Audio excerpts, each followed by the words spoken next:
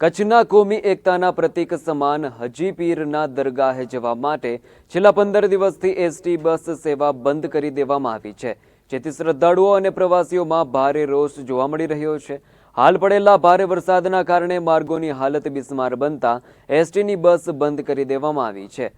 અગાઉ પણ Bhuj ST depot મેનેજરે હાજીપીર નારા દેશલ પર ગુતલી અને મુરુ ગ્રામ પંચાયતને પત્ર લખી હાજીપીર રૂટના બિસ્માર માર્ગને સુધારવા રજૂઆત કરી હતી।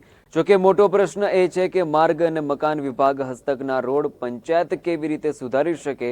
તે સમયે એસટી વિભાગે પત્રમાં લખ્યું હતું કે ખરાબ રોડના કારણે એસટી બસમાં નુકસાની થાય છે અને બસ ચાલક અને કંડક્ટરને શારીરિક તકલીફો થાય છે। જો માર્ગની હાલત નહીં સુધરે તો એસટી બસ સેવા બંધ કરી દેવામાં આવશે। જોકે અહીં પ્રશ્ન એ ઊભો થાય છે કે ભુજ એસટી વિભાગે ખરેખર પત્ર સરકાર કે માર્ગ અને મકાન વિભાગને લખવાની જરૂર હતી। પંચાયતનો રોડ મામલે શું કામગીરી કરી શકે? આપ જાણતા જ હશો, અતિ વરસાદના કારણે આપણે કચ્છ જિલ્લામાં બહુ નોંધપાત્ર વરસાદ થયો છે।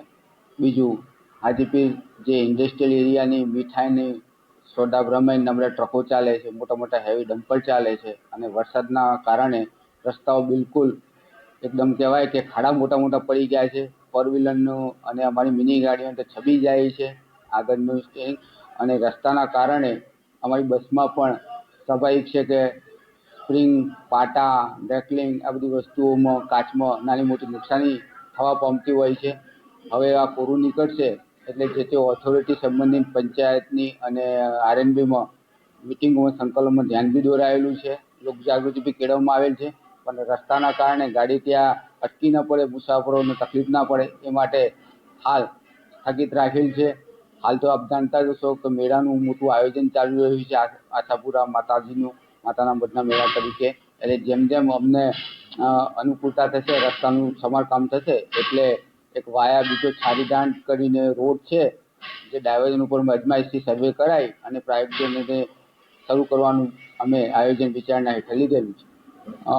વરસાદ હમણાં તાજેતરમાં 10 દિવસ પહેલાં જે પડ્યો અતિવૃષ્ટિ જેવું હતું આગાહી મુજબ, એમાં દરેક જગ્યાએ રસ્તાઓની પરિસ્થિતિમાં ખાસું એવું નુકસાન થયેલું છે। એટલે આ રણની કાંધી છે ત્યાં કોઈ બીજી સગવડતા ગેરેજ ડેપો ન હોય એટલે હાલ ટૂંકો સમય થયેલો છે।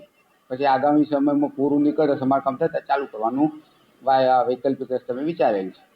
અમને જે જાણકારી મળી ત્યાં સુધી અમારી મુદ્રાની અને નખત્રાણાની એ તરફની રસ્તો ટેમ્પરરી જ્યાં સુધી જઈ શકીએ ત્યાં જ જઈએ છીએ, એટલે ટૂંકમાં અડધું સંચાલન કરવામાં આવતું હોય છે।